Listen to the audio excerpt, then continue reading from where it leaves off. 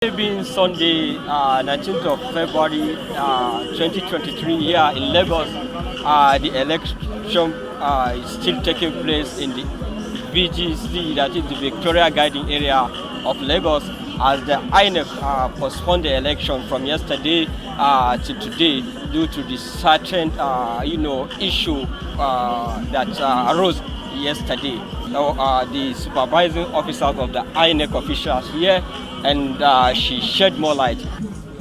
The election could not hold yesterday. That's why it was scheduled for today, Sunday. Election that cannot hold in the particular day can be moved to the following day according to the INEC guideline. So that's why we are here this morning. We are here before 8 o'clock to set up our equipment, and we started the election since 8:30, and people are outside to cast their votes. The turnout that we have here now is enormous.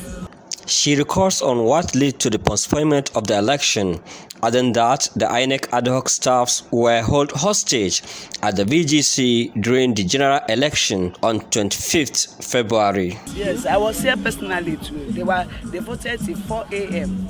until Sunday, 4 a.m. and the election stops 2:30. When I found out that the staff did not come back by that 2:30, 3, 4, I have to come down personally with the DSS, with some military personnel to see what is it. Before I could even get inside there, I spent over an hour at the gate before I can be given access to coming into the estate to see the adult and see what is really happening with them. Even as I'm still speaking, some of the adults, they are still in the hospital.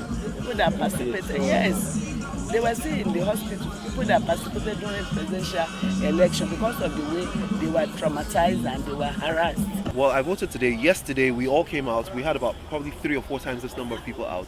However, the information that we were given was that INEC changed the location of all 10 polling units in VGC to outside the estate gates, fundamentally on the expressway. There are about 6,500 voters, registered voters in VGC. The space they gave is less than this space here. How it was meant to happen, nobody knows. But the residents said, we don't feel safe. I was probably the first person to meet them. When I got there, one party agent came with them, right, and said, no, this information that we were given. Other party agents, when they came, said we were not given that information. So we were like, this isn't right. You can't change the polling unit location without informing anybody. The estate management were not informed. The party agents were not informed, right? As you can see, we set up canopies, we set up chairs. It's very orderly.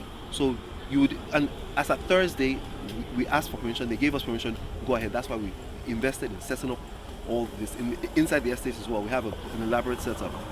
However, between Thursday and Saturday, what changed? Nobody knows. Friday night, we sent access codes, 30 access codes to the INEC people. They said they have 20 staff. We said, okay, we'll give you 30 just in case you need extra, right?